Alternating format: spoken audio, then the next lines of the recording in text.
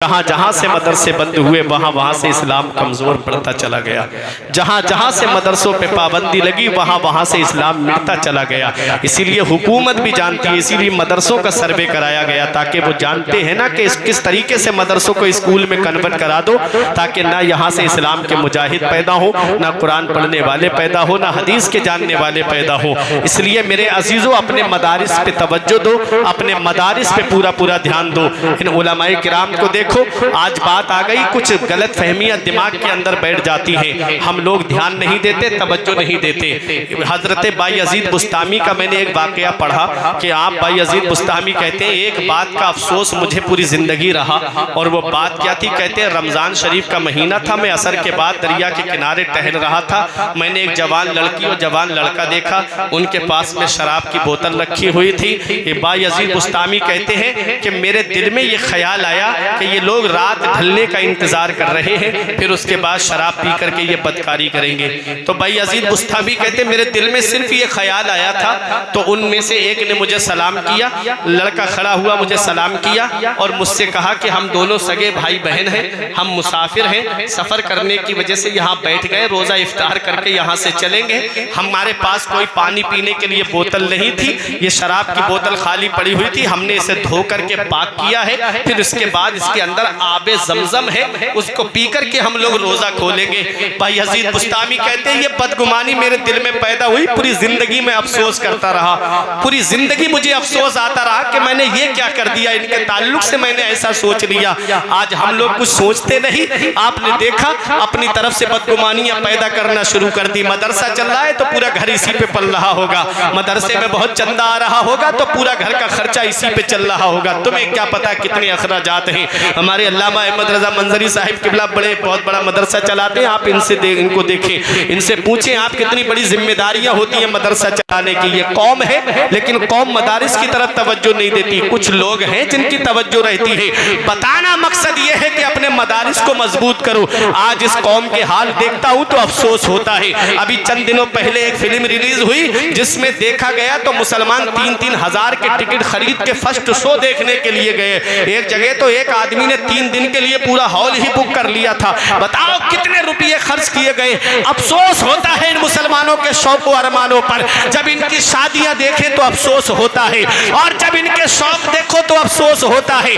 अगर मुसलमानों की अमीरी देखना है तो इनकी ब्याह शादी का मौका देख लो, अगर इनकी अमीरी देखना है तो इनके शौक व अरमानों को देख लो, और अगर इनकी गरीबी देखना है तो इनके मदरसों को देखो, इनकी मस्जिद के इमामों को देखो।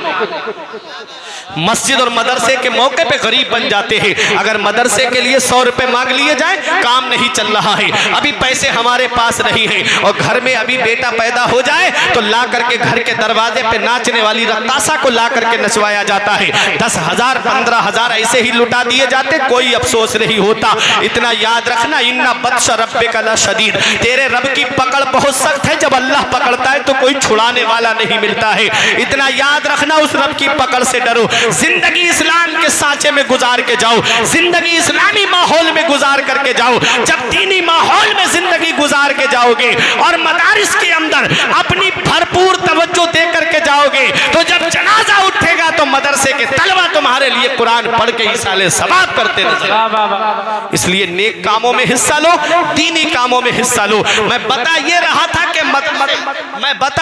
था कि मदरसों की तरफ आज हमारी तवज्जो कब होती चली जा रही है। अगर तुम चाहते हो तुम्हारे इलाके में दीन का काम होता रहे, तुम्हारे इलाके में इस्लाम और सुन्नियत का काम होता रहे, तो अपने मदारिस को मजबूत करो, अपने मदारिस को मजबूत करो, अपने मदारिस को तकवियत पहुंचाओ, क्योंकि ये मदरसे ही वो जगह है जहां से तुम्हें मुसल्ले पे खड़ा होने के लिए इमाम मिलते हैं। ये मदरसे ही वो जगह है जहां तुम्हारे घर में मिलाद शरीफ होती है तो नाते रसूल और तकरीर करने के लिए मदरसे का प्रोडक्ट आता है। ये मदरसे ही वो जगह है, बच्चा पैदा हो तो उसके कान में भी अजान इसी मदरसे का प्रोडक्ट देता होता है, और जब इंतकाल हो जाता है तो जनाजा भी मदरसे ही का प्रोडक्ट पढ़ाता। तो मौलवी से हटके जा नहीं सकते, हाफिज से बचकर के गुजारा नहीं हो सकता।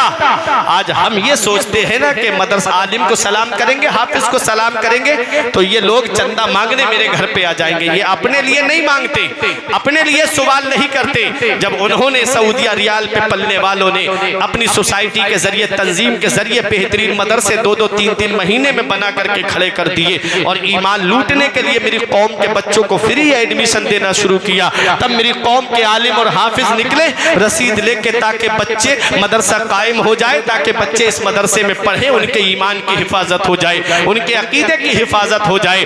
रात ईद के मौके पे तुम्हारे बच्चे सिवई खाए और आलिम जाकर के फितरा इकट्ठा करे, बकरा ईद के मौके पे बच्चे सिवई खाए और आलिम जाकर के कुर्बानी की खाले इकट्ठी करता फिरे। रमजान के महीने में तुम तो तरावी पढ़ के आराम से सो जाते हो और आलिम जाकर के बंबई के सेठों के दरवाजे पे चक्कर लगाता है। एक ही दर्द है ना कि रसूलुल्लाह की दरसगाह आबाद रहे, एक ही दर्द है ना कि मदरसा आबाद रहे, जहां से कुरान और हदीस का पैगाम दिया जाता रहे। इतना याद रखना, अपने लिए मांगना जिल्लत है, मदरसे के लिए मांगना बाइस इज्जत है। मदरसे तकबीयत पहुंचाओ, ताकत पहुंचाओ, मदरसे की तरफ तवज्जो दो। और मदारिस में भी मैं गुजारिश करूंगा, मत दो 10-10 बच्चों को दस्तारे हिफ्ज, मत दो 15-15 बच्चों को दस्तारे हिफ्ज। कहीं ऐसा ना हो कि हमने 10 बच्चों को दिखाने के लिए दस्तार दे दी और जब कुरान करीम सुनाने का मौका आया तो बच्चा वो मस्जिद से भागता हुआ नजर आए, तो वो सिर्फ वो तनहा नहीं भागेगा, मदरसे की अलग बदनामी कराएगा, मदरसे में पढ़ाने वाले असातिज़ा की अलग बदनामी होगी। मत दो। अभी मैं एक जगह दस्तार बंदी के प्रोग्राम में गया, वहां 2 बच्चों को दस्तार दी गई, लेकिन कैसी दस्तार दी गई? कहा कि हजरत एक बैठक में इन्होंने कुरान करीम सुनाया है, तब हम इनको दस्तार दे रहे हैं। ऐसे हाफिज जब कौम को अता किए जाएंगे, जब मुसल्ले पे खड़े होकर के एक ही बच्चा फारिग हो, मुसल्ले पे खड़े होकर के जब वो कुरान सुनाएगा तो सुनने वाले लोग उससे ये जरूर पूछेंगे, हजरत आपने कौन से मदरसे में तालीम हासिल की है, आपने पढ़ा किस उस्ताद से है। जब वो फख्र से बताएगा कि मैं फला जगह पढ़ करके आया हूँ, मेरे उस्ताद का नाम ये है, तो वो तनहा हाफिज है, लेकिन वो तनहा नहीं है, बल्कि वो अपने उस्ताद का भी नाम रोशन कर रहा है, अपने मदरसे का भी नाम रोशन कर रहा है, और जिस बस्ती में मदरसा चल रहा है उस बस्ती का भी नाम रोशन कर रहा है। इसलिए अपने बच्चों को दीनी तालीम दो। मदारिस के असातिज़ा से गुजारिश है कि इस काबिल बच्चों को बनाओ, इस काबिल बच्चों को बना करके दस्तार दो कि वो मुसल्ले पे खड़े हो करके कुरान सुनाते नजर, कुरान की तिलावत करते हुए नजर आए। अफला यतदब्बरून कुरान, क्या कुरान में गौर व फिक्र नहीं करते? रब फरमाता है नहनु नज़्ज़लना ज़िक्रा व इन्ना लहू लहाफ़िज़ून, हमने कुरान को नाजिल किया है, हम ही कुरान की हिफाजत फरमाने वाले हैं। बताओ क्या अपने अपने बच्चों को कुरान की तालीम दोगे? हाथ उठा के बताएं। कुरान की तालीम हमको अपने बच्चों को सिखाना है, मदरसा भेजना है, दीनी तालीम में अपने बच्चों को डालना है। फिर उसके बाद चाहे डॉक्टर बनाओ, चाहे इंजीनियर बनाओ, चाहे प्रोफेसर बनाओ, चाहे मास्टर बनाओ, कुरान और हदीस जब सीने में होगा तो वो डॉक्टर भी होगा तो वही टेस्ट लिखेगा जो उसके अंदर बीमारी होगी। ये नहीं कि मेडिकलों से पैसा आता रहे। अगर जब वो इंजीनियर होगा तो कौम की खिदमत के लिए वो इंजीनियरिंग करेगा। लोगों के जब कुरान और हदीस का इल्म उसके पास में होगा तो वो जो भी काम करेगा वो खिदमत खल्क की नीयत से करेगा, लोगों को फायदा पहुंचाने की नीयत से करेगा। खैरुन्नास मन यनफ़उन्नास, लोगों में बेहतर वो है जो दूसरे लोगों को फायदा पहुंचाए। परवरदिगार आलम की बारगाह में दुआ है, मेरे कुछ अर्ज करने में सबकत निशानी की वजह से या बतकाज़ा बशरियत कोई गलती हो गई है, मौला मुझे माफ फरमाए। अस्तगफिरुल्लाह रब्बी मिन कुल्ले ज़ंबि व अतूबु इलैहि। कलमा तैयब पढ़े मेरे साथ मिलकर, ला इलाहा इल्लल्लाहु मुहम्मद रसूलुल्लाह सल्लल्लाहु अलैहि वसल्लम। ये जिंदगी सवारी दिलशाद कीजिए, लम्हात जिंदगी के ना बर्बाद कीजिए। जब मकसद हयात इबादत खुदा की है, पढ़िए नमाज, मस्जिदें आबाद कीजिए। सभी के सामने एक दिन जरूर आता है, ये हुस्न फानी है लेकिन गुरूर आता है। किसी क्रीम से पाउडर से कुछ नहीं होता, नमाज पढ़ने से चेहरे पे नूर आता है। और शकील सलमानी सेथली ने कहा था, तेरे आमाल ऐसे हों जहाँ जहां में नाम हो जाए, तेरा हर लफ्ज उम्मत के लिए पैगाम हो जाए। बना किरदार को बेमिसल उस मंजिल पे पहुंचा दे कि तुझको गैर देखे कायदे इस्लाम हो जाए। रही दिल अपना लुटाना है गाजी तेरी चौखट पर, दिल अपना लुटाना है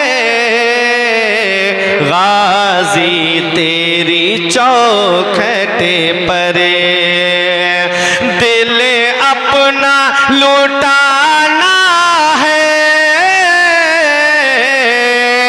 गाजी तेरी चौखट पर, हर उर्से में आना है,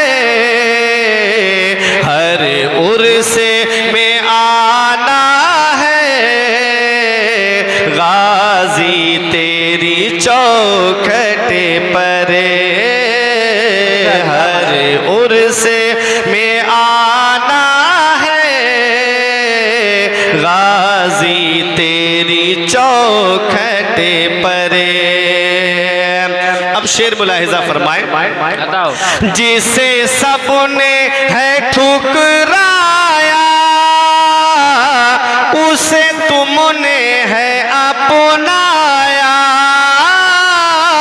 जिसे सबने है ठुकराया उसे तुमने है अपनाया, दुखियों का ठिकाना है, दुखियों का ठिकाना है गाजी तेरी चौखट पर, दुखियों का नारे रिसालत मसलके आला हजरत फैजाने सीधे सालार मसूदे गाजी, फैजाने सीधे सालार मसूदे गाजी, नारे तकबीर नारे दुखियों का ठिकाना है गाजी तेरी चौखट पर।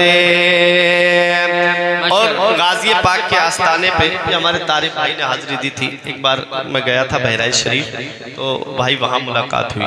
तो गाजी पाक का आस्थाना जब दाखिल होंगे तो नाल दरवाज़ा पड़ता है। कभी आपने नहीं ध्यान दिया होगा या जिन्होंने ध्यान दिया होगा वो जानते हैं, कोई भी ऐसा सिक्का नहीं है जो उसमें लगा हुआ नहीं है। दिरहम हो, दीनार हो, हर कंट्री का सिक्का उसमें लगा हुआ है। ठीक है, अब जाएं तो ध्यान देना। तो उसको शायर ने शेर में यूं बयान किया है। सोने से जड़ी चौखट, चांदी से जड़ी चौखट, सोने से जड़ी चौखट, चांदी से जड़ी चौखट, हर एक खजाना है, हर एक खजाना है गाजी तेरी चौखट पर, हर एक खजाना है गाजी तेरी चौखट पर। कलाम बहुत लंबा है, दुरूद पाक पढ़े, किसी और मौके पे इंशाल्लाह मुकम्मल सुनाएंगे। सिर्फ बरकतें हासिल लेने के लिए गाजी पाक की बारगाह में ये अशार पढ़े थे। मोहब्बत से पढ़े। अल्लाहुम्मा सल्ली अला सय्यिदिना व मौलाना मुहम्मदिन व बारिक